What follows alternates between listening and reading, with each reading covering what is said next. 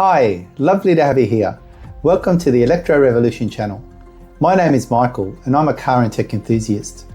In this series of episodes, we've been going through statements based on the road user charges, or the road user tax as people are calling it now.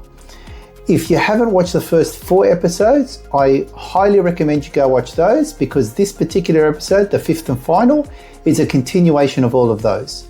In the first 4 episodes, we covered 9 points. In this episode, we're going to cover 1 point, and that is that EV drivers already pay significant taxes, just like all the other drivers on the road. Now, this doesn't have to be specific for Australia, even though I've given examples in Australia. This is general for all international viewers also. So you can use exactly the same concepts that we've discussed in all the other episodes based on national security and how EVs boost that and so forth. But in this particular episode, the biggest difference in Australia between an EV driver and an ICE vehicle driver is the fuel excise. And the fuel excise is what's paid at the pump when you pump fuel. And because EVs don't pump fuel, you can't legally charge a tax on those EV drivers. So this is where the road user charge is coming in, or proposed to come in. So I'll go through here exactly what we're talking about with this last point, and I do hope you enjoy this video.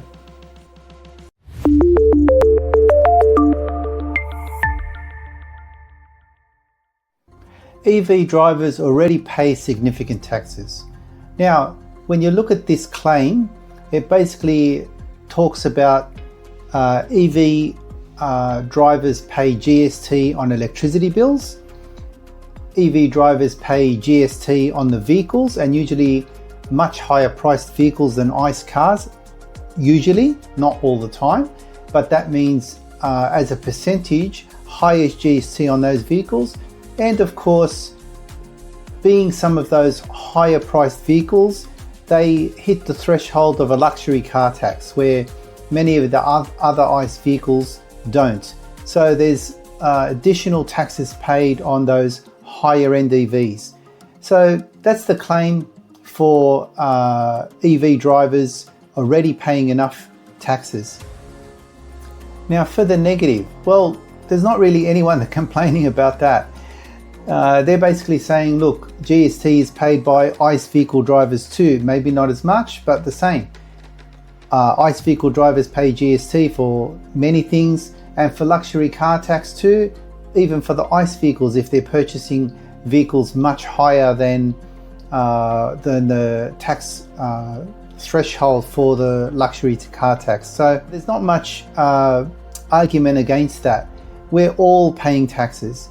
Now, based on the road user charge, that's specifically for EV vehicles. It's not going, or that's not the proposal, is to go to a road user tax for everyone. It's only for EV vehicles. Now, when you take a look at that, what do we have? We need to understand that the tax system needs to always be fair, even though sometimes it's not. That's the ideal situation, and that's what people that produce tax laws should aim for. Now, in terms of the heavy road users, the users that do the most damage on the roads, we all know that to be trucks. More than 95% of all the road damage, and that's by the government, Victorian government especially's own data, shows that heavy vehicles are the reason, or primarily the reason, for road damage. And there's also the power of 4. If you don't know what that is, you can look on Wikipedia and things like that. It basically says the weight of the vehicle per axle. And of course, you know, we're looking at a car that could be maybe 1 to 2 ton, where trucks 40 and above, right? 40 ton and above. And because they typically have all that weight on 3 axles, they do typically cause the most damage on the roads. And if there's a pothole, you know it's only going to get bigger if a truck drives over it. And look, I've also got recorded on my Dashcam truck drivers on very dodgy roads flying through them. And look, I locked those videos just to take a look, and I might even post them one time on YouTube. Like ridiculously fast and dangerous driving by truck drivers. And that's not to say all truck drivers, that's just to say some truck drivers, they're totally oblivious to the damage that they cause on the road and the danger they cause to people that are in those narrow roads, and they just fly past you. Anyway, again, that's not all truck drivers, but there are some truck drivers which are negligent in that area.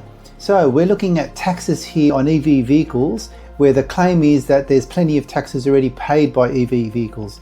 Now, again, the only difference between EV vehicles and ICE vehicles is the fuel excise, and really you can't charge an EV vehicle a fuel excise because they're not using fuel.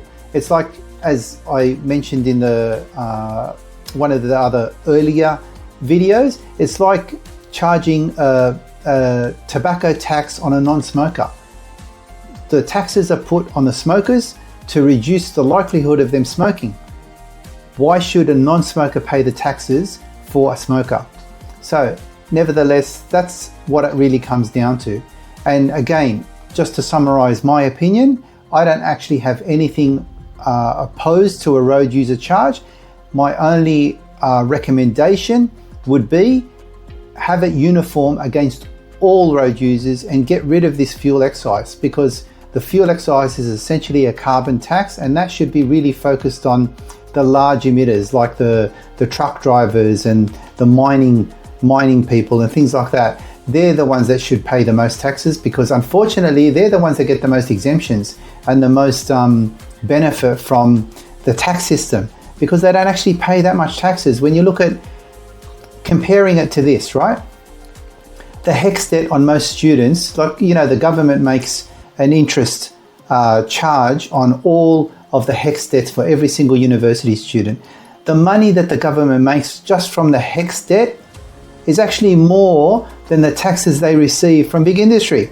If you imagine that, there's such a disproportionate value there. So it is something we do have to fix. So really, tax reform is the answer here, and have really smart people making smart decisions. I mean, let's get rid of these decisions that aren't so smart. So that's what I would say on this particular point. So in this series of videos, we covered quite a lot, really 10 major points that was essentially published in an article, I think by The Driven, where they went ahead and talked about a lot of what EV users were for and against with EV non-users. So I've gone through every single one of those points that they raised, and it gives us a little bit more insight into the facts of the matter and the myths of the matter, because we try and avoid as much as possible untruths in this type of discussion. It's better to focus on facts and truths, because when you have more information, you can make better and wiser decisions. And that's what's important here, I think. So if you really enjoyed these episodes, and I hope you did, please give us a thumbs up, subscribe to the channel, comment or share this video with someone, or these series of videos with someone who would really enjoy it. I really hope you did enjoy these videos, and I look forward to seeing you again. Until then, bye for now.